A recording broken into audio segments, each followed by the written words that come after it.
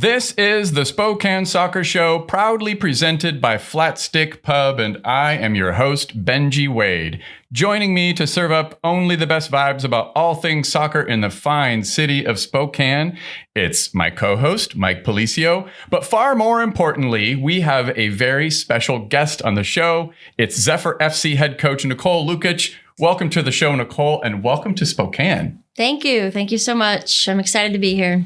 I want to start by saying, on behalf of the 509 Syndicate, the South Hill Herd, we are so happy to have you leading the way for Zephyr FC. Thank you. I appreciate that. We're 2 home games in, 1 on the road, and it's been really exciting to be in the community here at Spokane and just start to get to know people. Yeah. And speaking of getting to know people, that's what we're going to try to do in this podcast, in this episode. And it's just get to know you, introduce you to Spokane, the listeners of the podcast, Spokane Soccer Show. We want to hear your soccer story. Mike wants to ask you about like the role of inverted fullbacks in the build-up phase and the timing of runs against compact mid-blocks. And what did he say? He said, create verticality without breaking shape. How do you do that? But I told Mike he couldn't ask those questions. So we also have a few questions from the community. He didn't actually write that down. I just had that in my notes because I'm a smartass. But before we get to our conversation to learn all about you, Nicole, we have to do our Spokane Soccer Show shout-outs. And I can't think of a better place to start than shout out Luis Gil, David Garcia, named to the first team All-League for League One. Shout out Carlos Marancio, who was named to second team All-League. We've talked about Carlos all year. I will speak on behalf of anyone with a brain and say that I'm super disappointed he didn't get first team. We're super stoked for those guys. Shout out by order, Anwar Pelayas, Nil Vinyals, Marky Hernandez, Anwar Pelayas again, David Garcia, and of course, Carlos freaking Marancio for his Jedi mind trick during the shootout in the playoff game. How cool was that? Do you know who was 5th, by the way? Who was going to be 5th? Jalen. I asked him after the game. Jalen Chrysler. Yep. Taking our 5th PK, the 5th and potentially decisive PK. I asked, he said, oh, it's going to be me. All right, cool. Okay, interesting. But Nicole, you were at this game. Didn't get to see the shootout? Yeah, I had to leave, actually. My family was in the middle of moving cross country, and they arrived during the game. So I thought, they've been in the car for 24 hours. It'd probably be smart of me to show up and greet them after they packed all my stuff. During the PKs, I was such a nervous wreck. So my family attended the game, and my brother-in-law in particular had never been to a professional soccer match. And of course, it's a 0-0, goes to penalties. They leave at the end of 90 because things happening, right, in the family. It's like a day after Halloween, etc. Of course, there's 2 penalties in extra time. I was such a nervous wreck that even for the penalty kick that we scored during extra time, I walked over like several feet from you and Jesse and Colin Fernandez. And I was so superstitious. I was wearing the rally hat. I sat next to my favorite number seat, which is number 22. And I just pulled out my phone and I was like, I'm just going to kind of meditate, stand next to this number 22, like full on superstitious weirdo, and then recorded all the PKs. But it worked. The Panenka was ridiculous. Carlos Marancio was not buying it. I felt actually kind of bad for that kid who attempted that Panenka. Did you feel bad, Mike? No. Me either. Don't do that. Don't do that. It's funny. What is your perspective? I want to hear from both of you about PKs. Should you just put your laces through it every time? Don't get cute?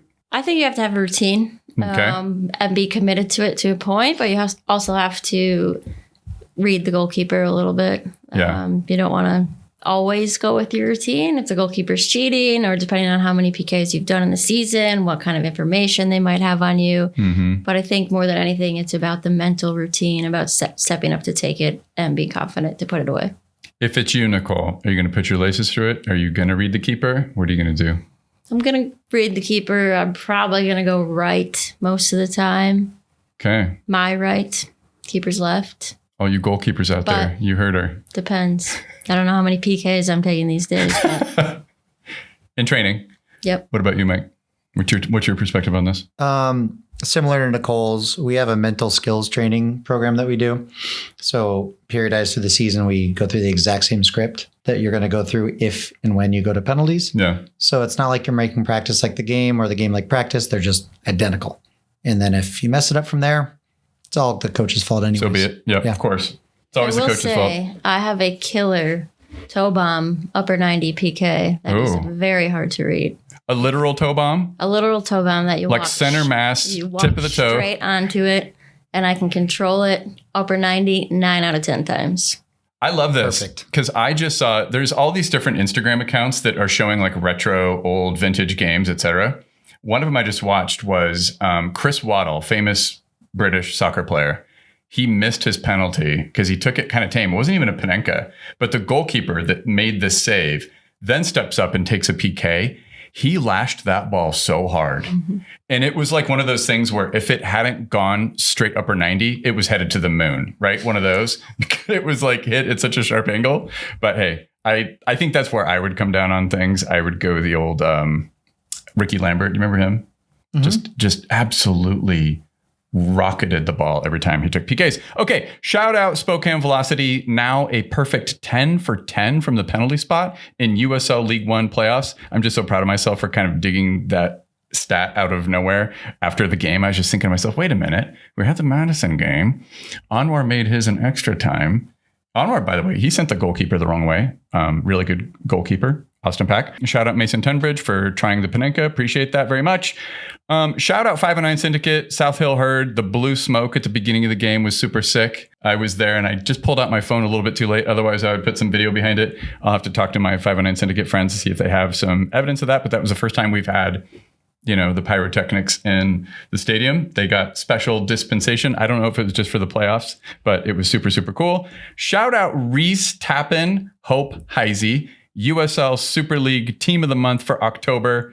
The floor is yours. Nicole, you want to add anything about Reese and Hope? Just very excited for them. The whole team is. They've had a really great month defensively, but also I would say with Reese building out and looking to go long, she can be a real threat in the attack as well for us. But yeah, both of them really had a good month, and I think Allie Cook also made the bench team of the month. Yeah, with some goals at the PK spot. Yeah, so keeping it strong at PKs in Spokane. That's what we do. Entering a new month and looking forward to what comes next. We have been chatting a lot about Reese Tappan in our last couple episodes, and I'm so stoked to see the Team of the Month honor, because sometimes I'm not very good at trusting my acumen with watching the sport. I'll just be like, I think Reese Tappan has been amazing, but I don't know if I'm just biased or if I'm just seeing a weird sample size of her play. But I have just thought her ability to contribute in attacks and those long balls over the top, whatever, I've been really stoked about her. So it's really cool to see that. Mike, you wanted to shout out two people last time, and I was like, yes, let's do it. But I didn't have enough information to do so. Well, I have that information now. Shout out Riley Harnito and Phil Harrison. They have both left to do something different in their careers, and we wish them all the best. It's been 3 years working basically 24/7 round the clock of putting time and energy and countless hours and sleepless nights into getting these two teams launched. And I just wanted to say that they put in their years of service and want to do something different, AKA get their weekends back, is one of the quotes that I was told I could include in that shout out. So shout out to them. Nicole, do you have anyone or any person, anybody? I know I'm putting you on the spot. You want to shout out anything, anyone? I would just say a shout out to the whole club for just being super welcoming. Transition is never easy, especially transition during a season that's already 9 matches in. And from the front office staff to the players on the team to medical, technical, operations, and even the community, everyone's been great and just helped it go as smooth as possible so far. Hell yeah. What about you, Mike? Did you bring any shout outs? No, I didn't bring any shout outs today. Thank you, though, Benji. Shout out Mike Policio. But really, shout out Nicole Lukic for being here on the podcast. Let's take a very quick break. When we return, we will turn 100% of this show's attention on our guest. Speaking of shout outs, Mike, shout out Freeform Spaces, that furniture, this beautiful table, that chair that you're sitting on. Do you know where it came from? It came from Freeform Spaces. Did I say that yet? Whether it's a private office, a home office, a workspace, anywhere you go in your life to be productive, to have a think, it could be done more effectively, more efficiently, more comfortably, certainly. Go to freeformspaces.com, talk to my friend Fernando, and he'll set you up. Like, I don't talk enough about it, but I am super stoked to have this furniture. Always here in the studio, ready to go. Fire up the microphones, fire up this little recording device there and that camera over there, plant my ass in this chair, and have a good time. Freeformspaces.com. My ass and elbows feel great right now. I bet they do. The Spokane Soccer Show is proudly supported by Spokane City Credit Union. I'm going to ask you one more time, Mike. Probably not one more time. It'll probably be many more times. Are you still a member of a big dumb bank? I have not changed my bank since October 9th. Don't listen to Mike, because he's a big dumb idiot himself. Didn't I tell you to stop it? I know I did. I don't even have to tell you which banks I mean. You all know the ones I'm talking about. I could name a couple of them. Should we name Wells Fargo, Bank of America, Chase. No, there's mine. I don't know where this accent came from. Once upon a time, credit unions were wisely described as not for profit and not for charity, but for service. You don't get service when you go to your big dumb bank, Mike. I know you don't. SCCU still holds that philosophy today. At a bank, you are just a customer, but at a credit union, you're a member and a shareholder. You know what that means? You get to help them make decisions about what they should and shouldn't do. When you go into your big dumb bank, do they say anything? They don't even offer you coffee. Spokane City Credit Union, serving one member at a time. Go to sccu.net and become a member today. All right, welcome back to the show. Nicole Lukic, we want to learn everything about your soccer journey, starting with playing the sport. I assume you played as a kid. Talk to us about your earliest memories and experiences of playing soccer. I did play as a kid. I started probably later than most. I started at age 9 or 10. My first team was the Dolphins. We never won a game, and I played goalkeeper. And from there, the rest was history. Never won a game. Never won a game. Come on, Dolphins. I know. We were the team that it was like the waiting list team. So all the teams were full, and then it was just like this riff-raff team. But it was a lot of fun. My daughter's teams were called Orange Crush Butterfly. Oh, that's way better than the Dolphins. On It Eagles. Oh, if she listened to this podcast, I'm dead. But I always would describe to her after the game, their team wasn't very good. But I'd be like, you spend most of the game kind of running alongside the ref. Do you think you ever want to be like a referee someday? Career change. Wouldn't sprint, but wouldn't walk, would just jog everywhere she went. So, AR in the making, perhaps. That's right. AR is in the making. Well, what happened after that? Obviously, you didn't stay a goalkeeper on completely defeated teams. What happened next, Nicole? I did stay a goalkeeper until I was probably 13 or 14. And then somebody said, hey, you're not growing. And I probably haven't grown since I was 14. I'm 5'2". So thankfully, somebody broke my heart, took me out of the goal. Made me a 9, which still probably wasn't the best spot for me, but I did play target 9 most of my life. And then like a little false 9. Oh, did you say target 9? Target 9. A 5'2" target 9. Yes, at my feet, not at my head. Okay, hey. You can do it. Yep. It all counts? I did it fairly well, I think. But then I got pushed to play the 3 left back, which is probably my best spot. Yeah. But my career, sadly, was probably over before it really got started. In college, I have compartment syndrome, which I would never wish upon any type of soccer player. And that's pretty much it for you once you get that. But the silver lining is that allowed me to start my coaching career earlier than most. And yeah, I wouldn't be here probably if I didn't have compartment syndrome. So there we go. You are beating me to my next question, which was going to be coaching. Like, at what point did that start? Is that, you're talking like as a teenager? Well, actually, when I was a competitive youth player, our coach was really big into like creating future generation coaches. So we coached probably 16, 17, we volunteered to coach rec teams of like 10-year-olds and things like that. But my first paid coaching job was probably freshman year of college, once I knew I was having surgery and all these things. One of my former coaches actually coached a high school right down the road from my college. And he was like, do you want to come be my assistant varsity coach, see what it's about? Probably just being nice, trying to like pull me out of a slump from pretty much knowing my career was not going to go too far. So I started doing that and I really liked it. I had a lot of fun with it and just kept growing from there. Did you grow up in Wisconsin? I did. Okay. You Where betcha. At?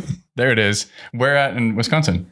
Just outside the Milwaukee area. Okay. See, when I hear you betcha, You think Minnesota? I think Fargo. Yeah, me too. Because of the movie. Yep. I'm a big true. movie nerd. I have another podcast that's about movies and been thinking a lot about Coen Brothers movies lately. So when you say you betcha, it's instantaneous Fargo hit for me. I also went to a diner down here, Frank's, and I saw a little you betcha under that. Nice. It's a good little breakfast joint. Yeah. One of the best. Shout out Frank's.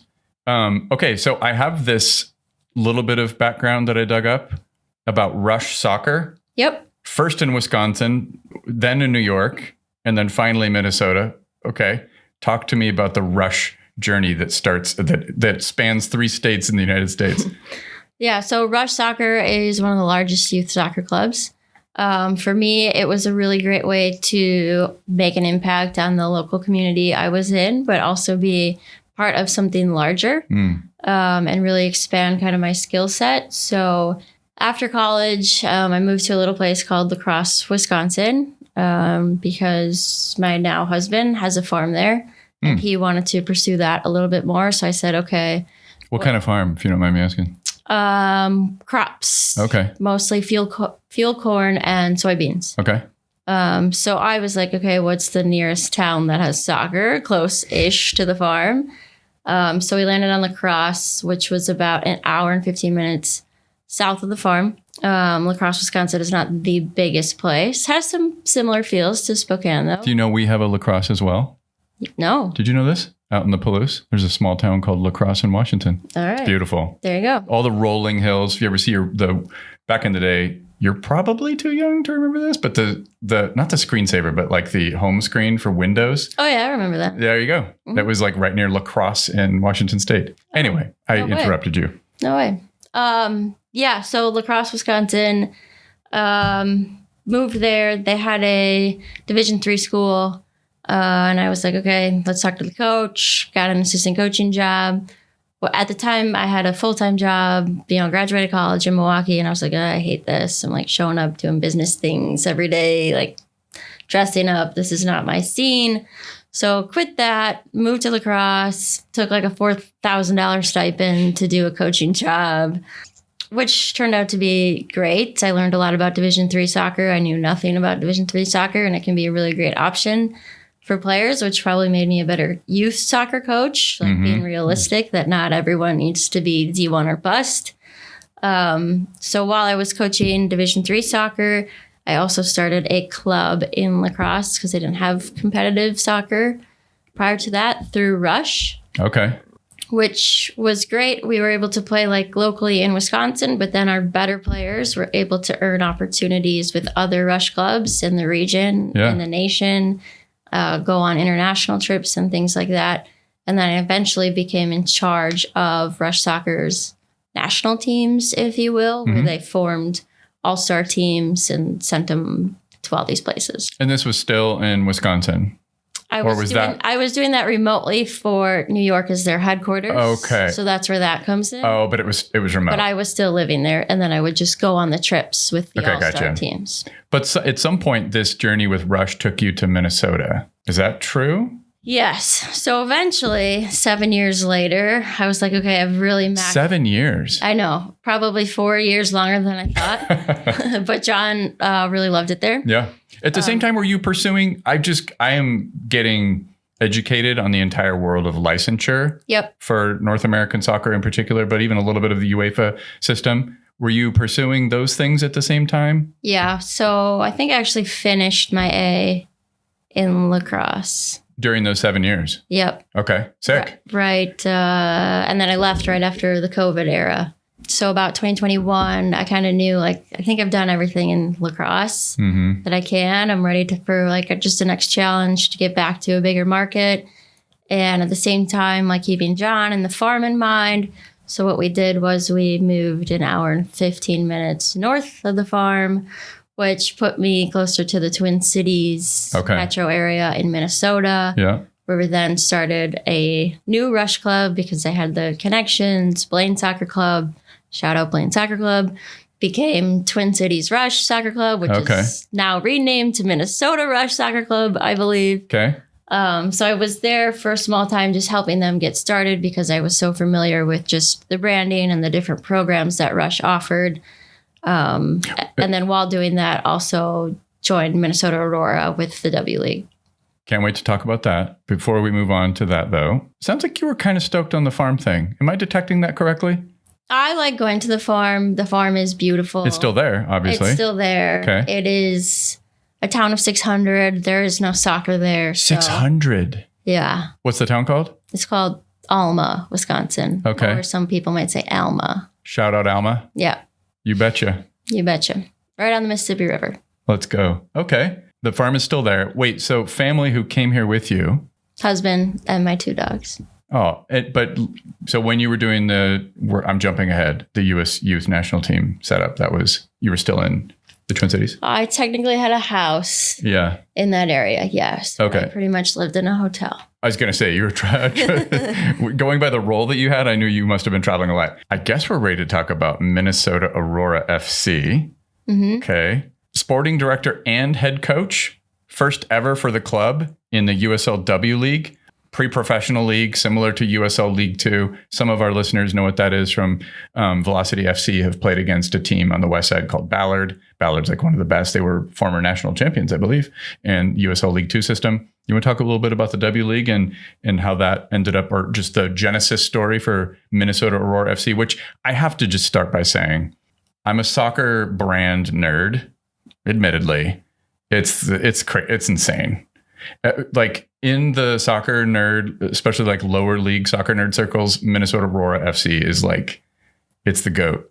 It's got legendary status as a brand. So I just want to start by saying they have incredible branding. If you're watching this on YouTube, I will include, as I'm saying that, an example of the crest and their colorways and the kits and all that kind of stuff. But yeah, tell me how that whole thing came about. Yeah, so I actually just got up to the cities in June of 2021.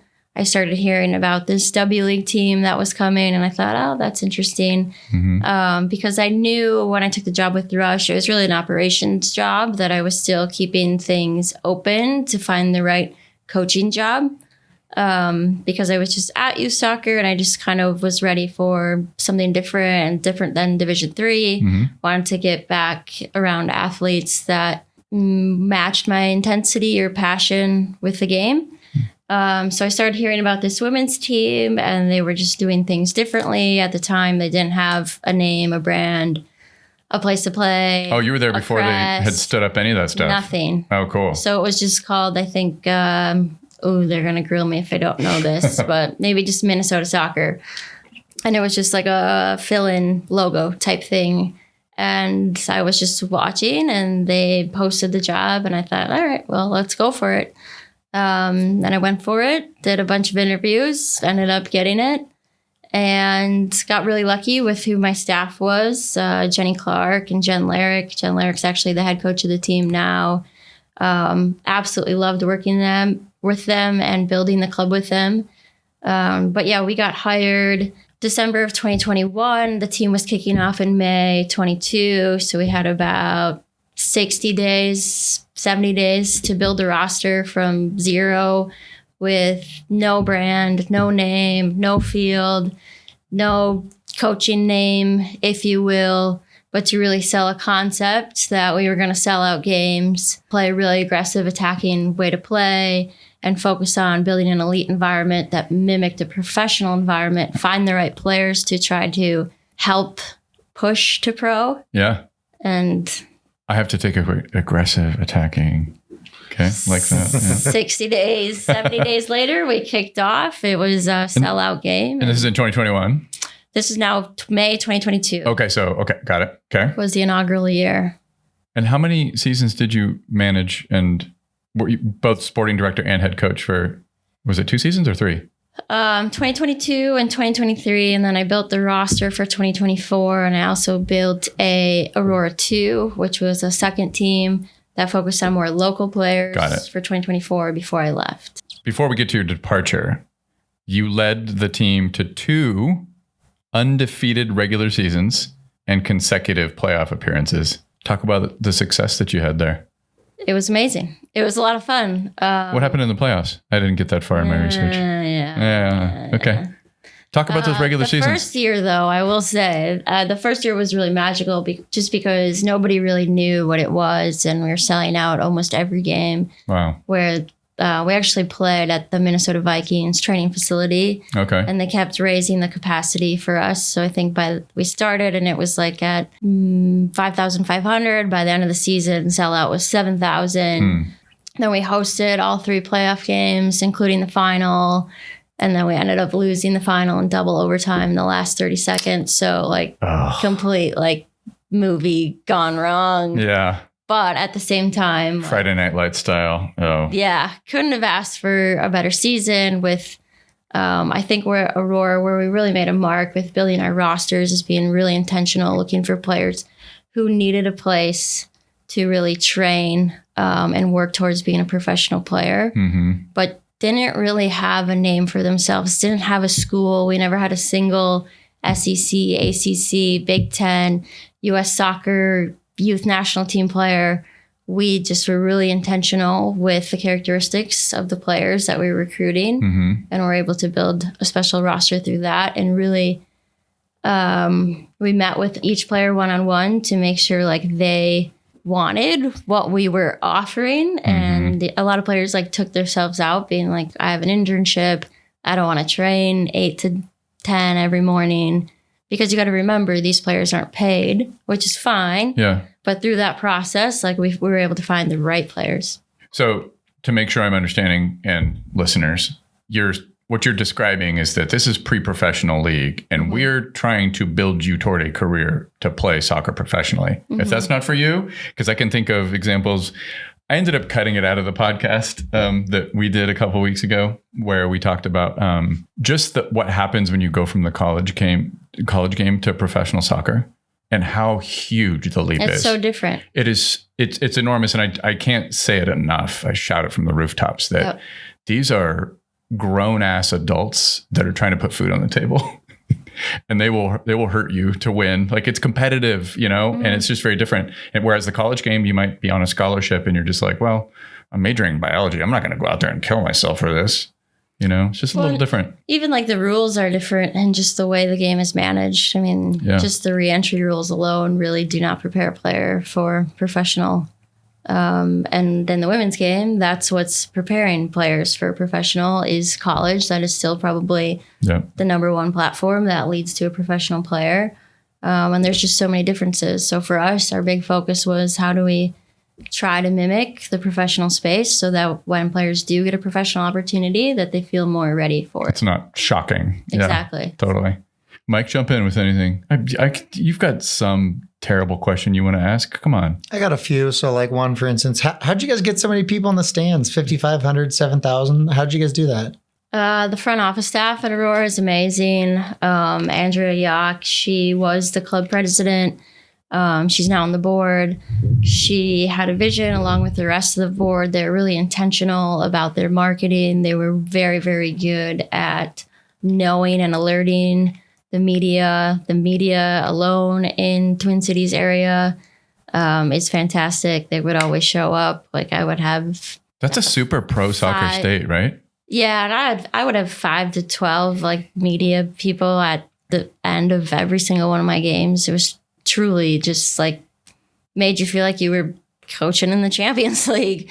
It was unreal. It's a special place, the Twin Cities, and they're so supportive of women's sports, which is a huge plus. I mean, they have the links with the WNBA. They have the hockey team. They have Aurora. There's probably one more I'm not even thinking of. They have women's flag football. I feel like there's a lot of crossover. It's a huge hockey state. Yep. And I feel like there's a lot of crossover of hockey and soccer. Definitely. Just the cultures have a lot of overlap with European connections, among other things. But it's a great question that steps on something that comes up later from one of our supporters about how do we replicate what happened with Minnesota Aurora in a town called Spokane, Washington, where our local media aren't showing up at all. I'm a hobbyist. This is not a profession for me. And now I feel this call of Benji, you need to do the post games. There's this thing that's happening where I used to do post game interviews every game that I attended, but it's very, very hard because this is, again, for me, it's a quote unquote hobby. And it's when my family would come with me, they'd be like, oh, sweet. So it means dad's going to be there for probably 20 minutes before the game, another 30 minutes after it.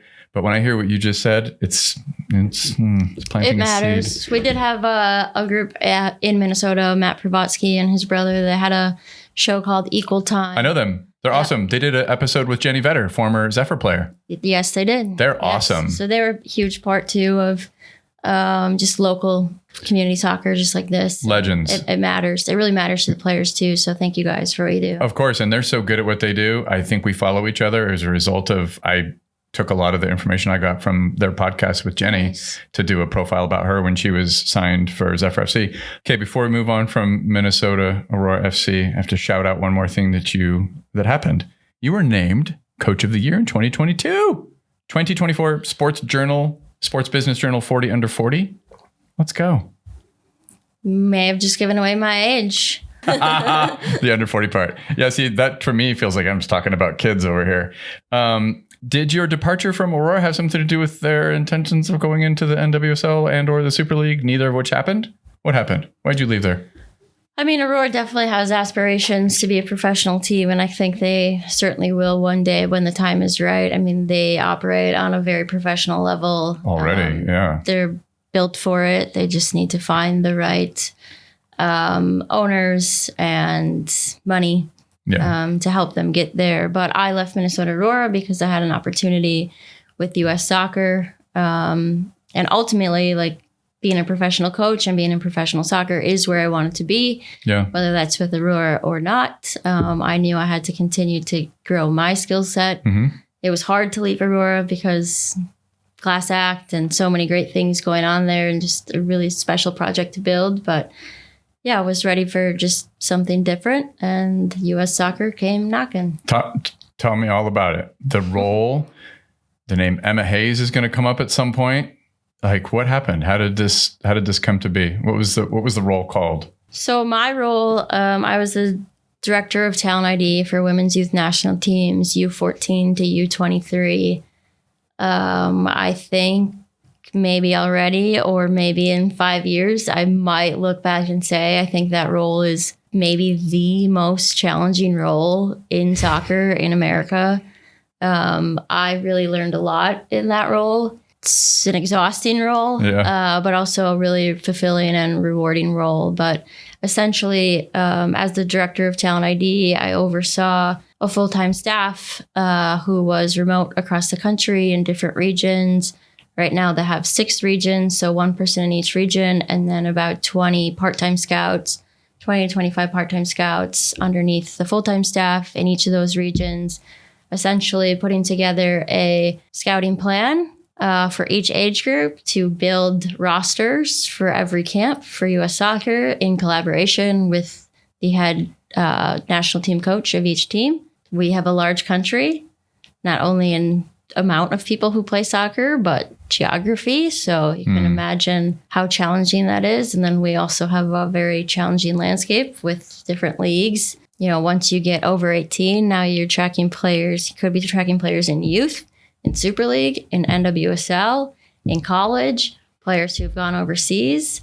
The depth, breadth, and scope of what you just described, generally speaking, of what was within the scope of what you were trying to do in that role, and then thinking about the emotions of players and parents and coaches in all these different markets, it sounds intense. It's a lot. Shout out to the talent ID team at US Soccer, because I think they are probably some of the hardest working people in soccer I have ever met and will probably ever work with. And as a scout, you're behind the scenes all the time. So they probably get not a lot of credit, and that's not why they do it. Yeah.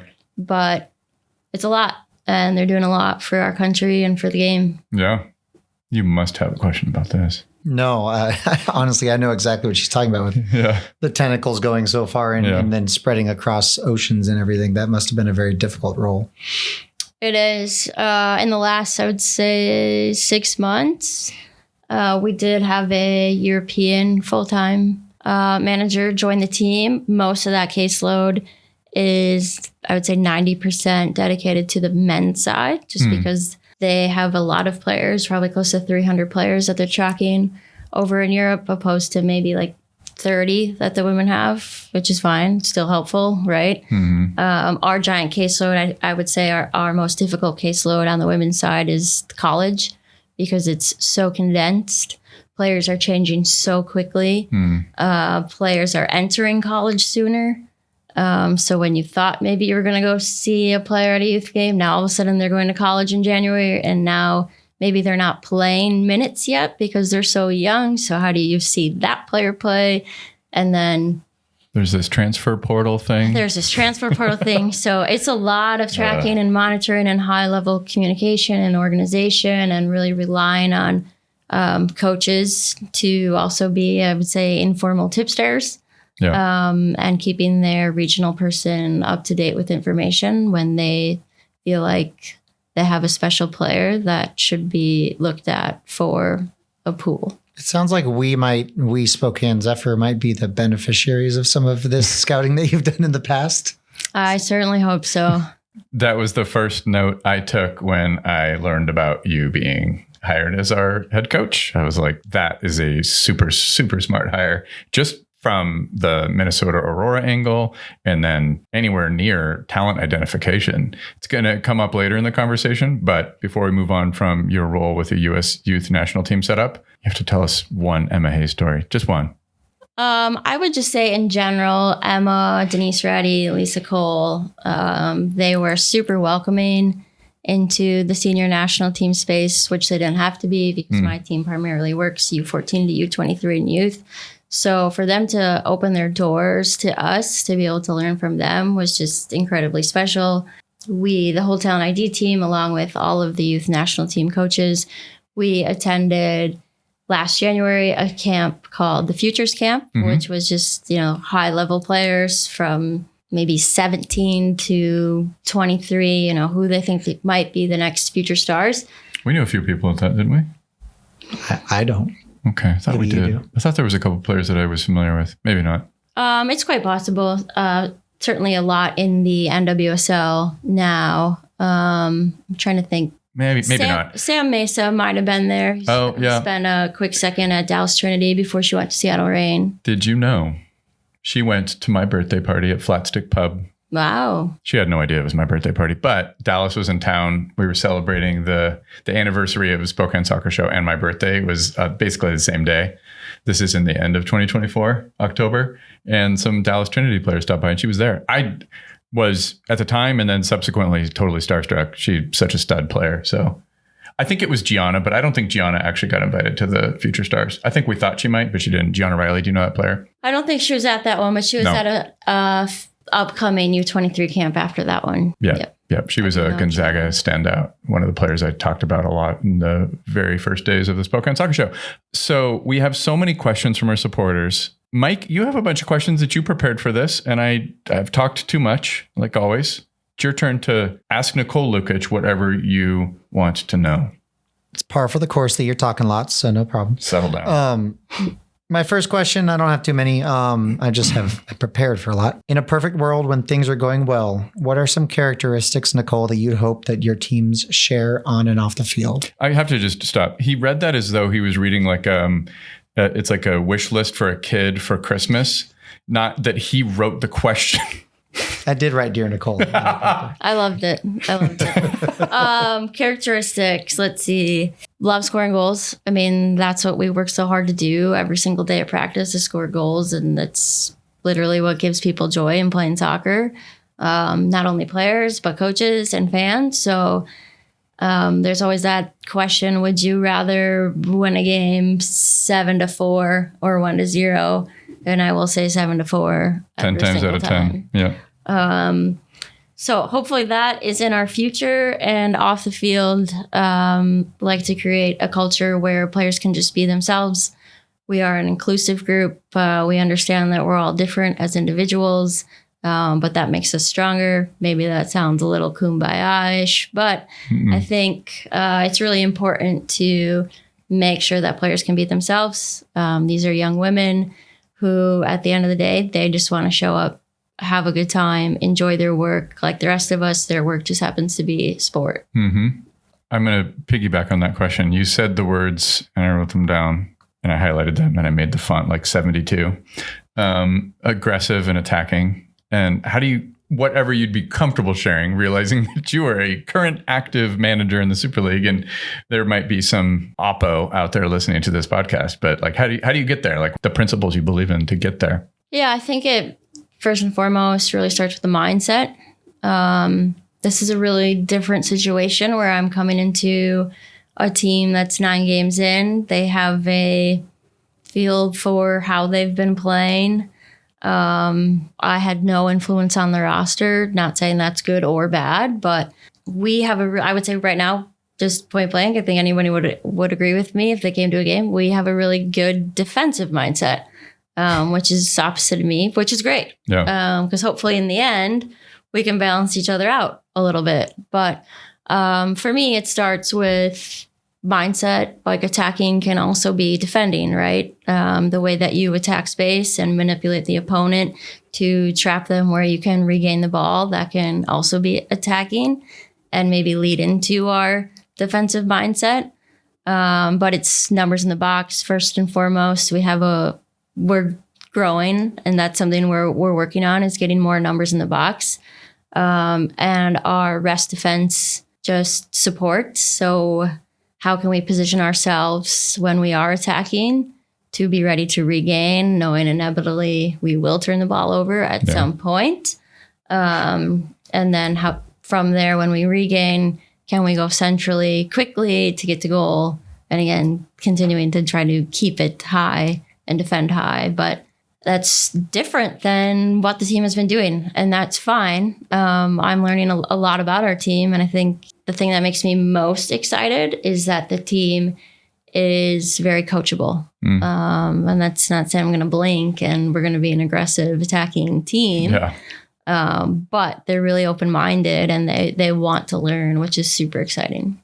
Awesome answer, by the way. I love that about attacking is the best form of defense, and not just to score the goal, but also to control the flow of the game. Love that. Only other question I have for you is, who are some of your coaches who have influenced like your personal coaching philosophy, both locally, meaning maybe someone you know, globally, meaning maybe you do know them as well, but maybe someone our listeners might know as well? That's a big question.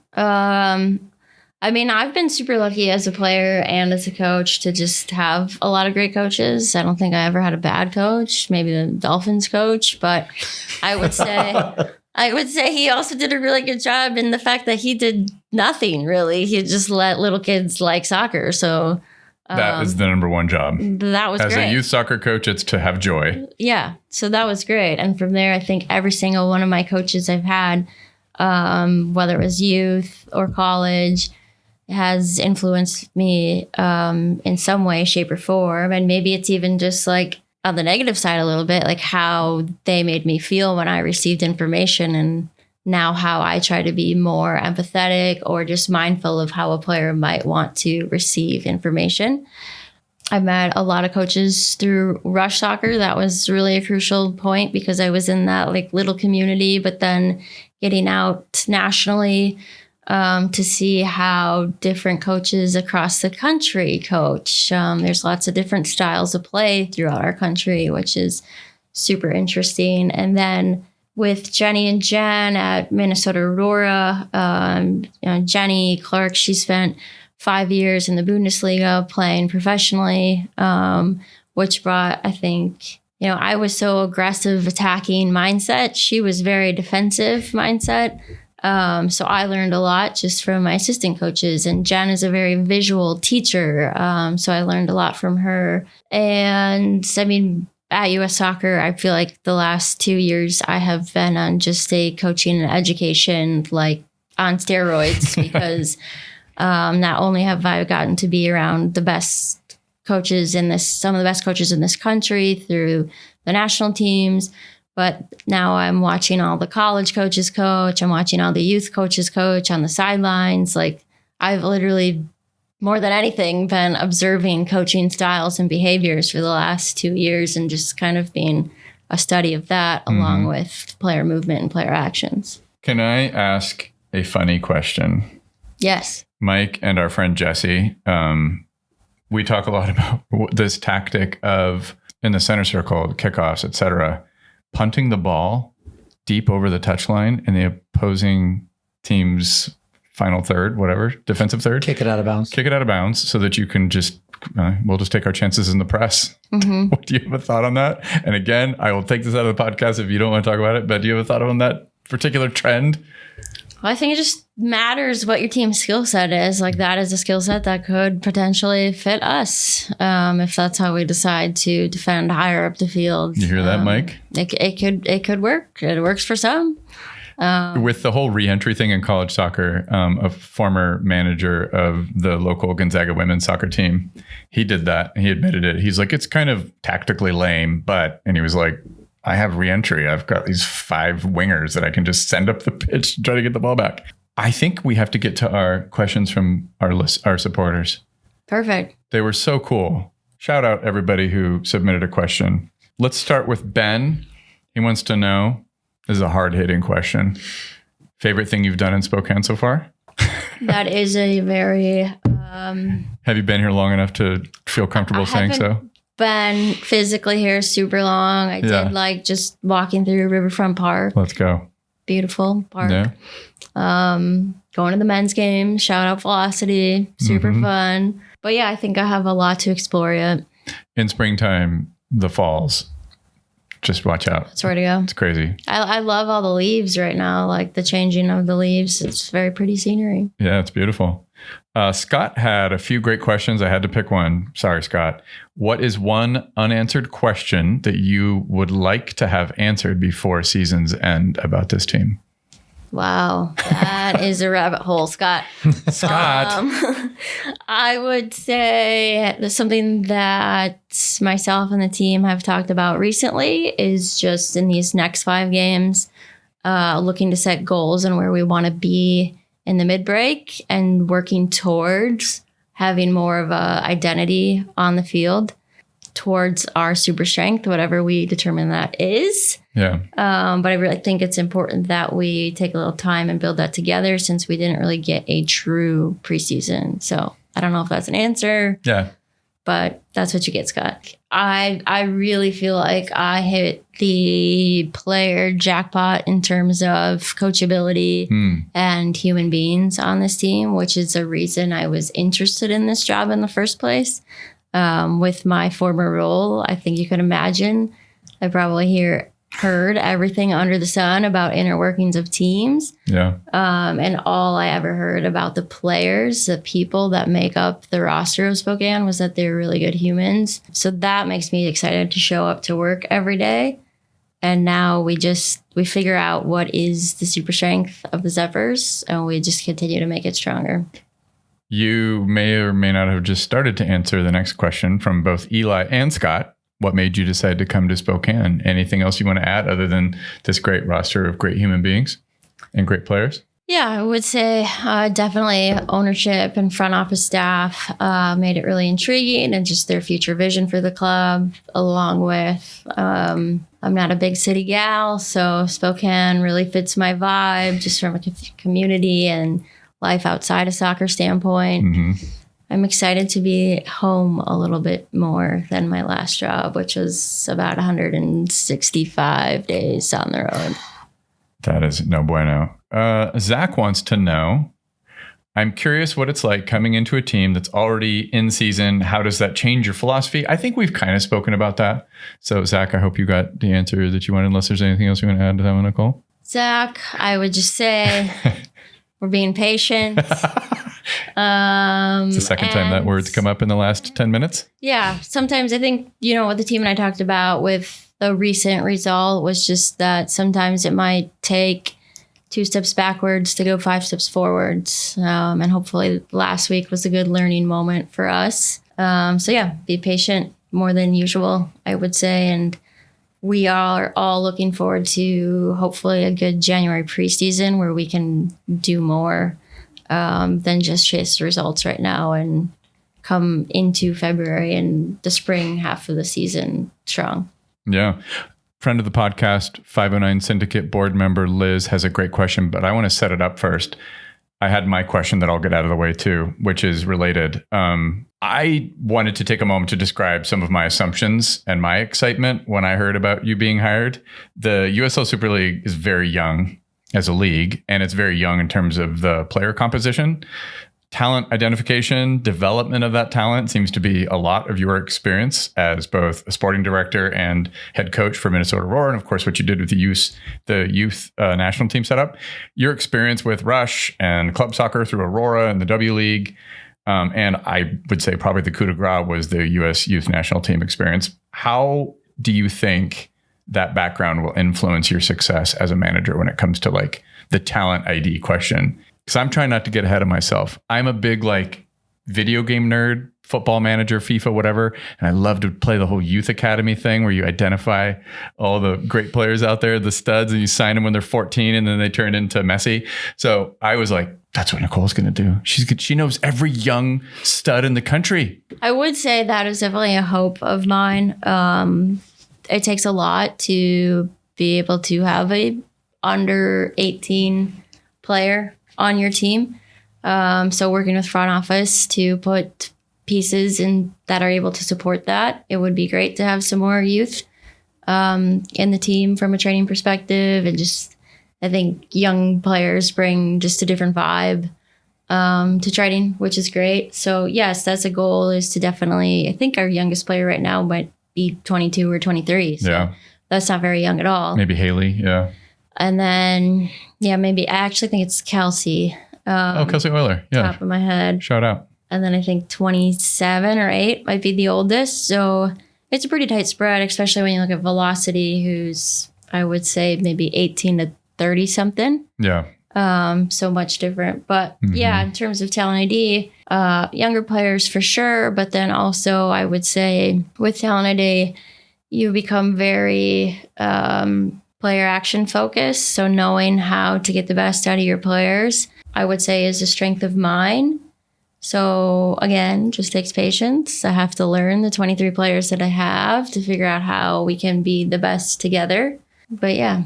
That was related to Liz's question, which was we've got a nice crew of players, but we don't have a ton of really professionally experienced players at the highest levels. Like, how does Nicole envision getting players to want to come to play for Spokane that do have that kind of pedigree, that have maybe been a professional for 5 to 10 years?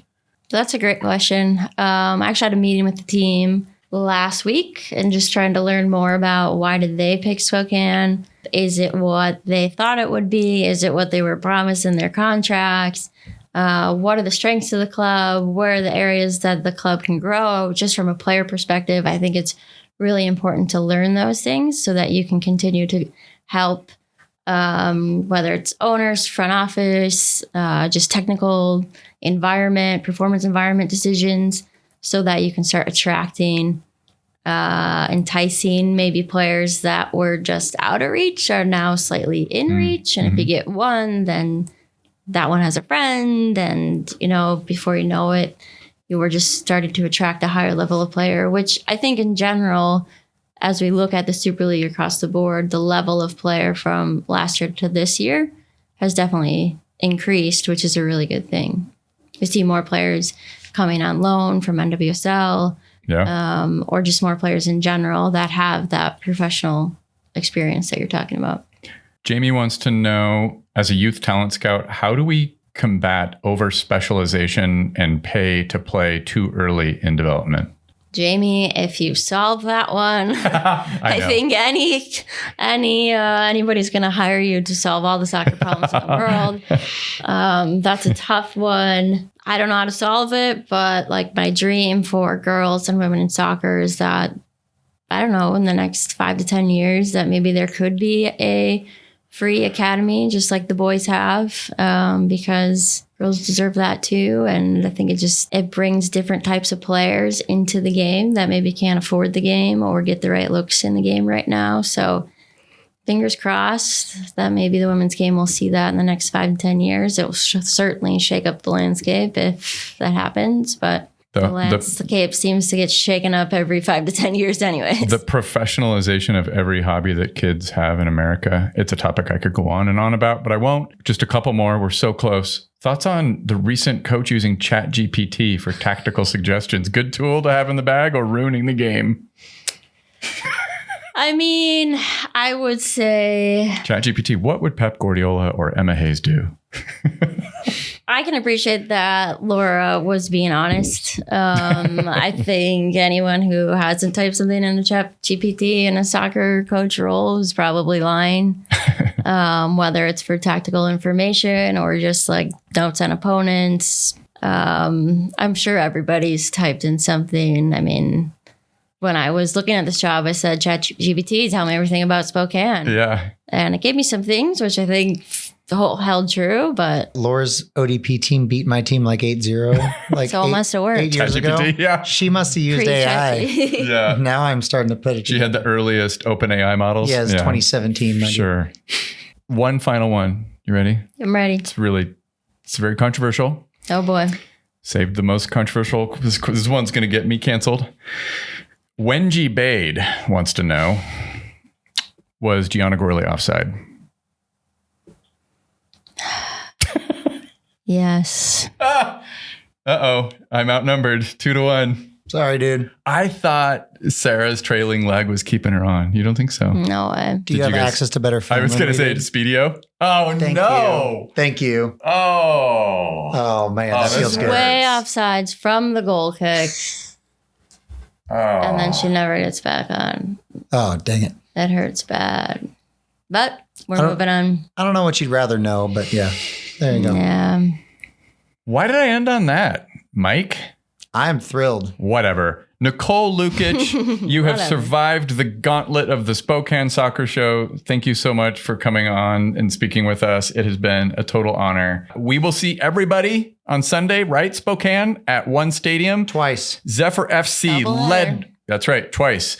On Sunday, Zephyr FC, led by Coach Lukic, will host Tampa Bay Sun at noon. And then we're going to be back at 6 p.m. to see Velocity FC defeat Portland Hearts of Pine in the semifinals of the League One playoffs and erase from our recent memories that other game. Mike and I will be back in a couple weeks to catch up on all things soccer in the fine city of Spokane. Until then, thank you all for listening. Thank you, Coach Lukic. Thank you. Thank you, I think, Mike Policio. Yeah. We'll see you next time.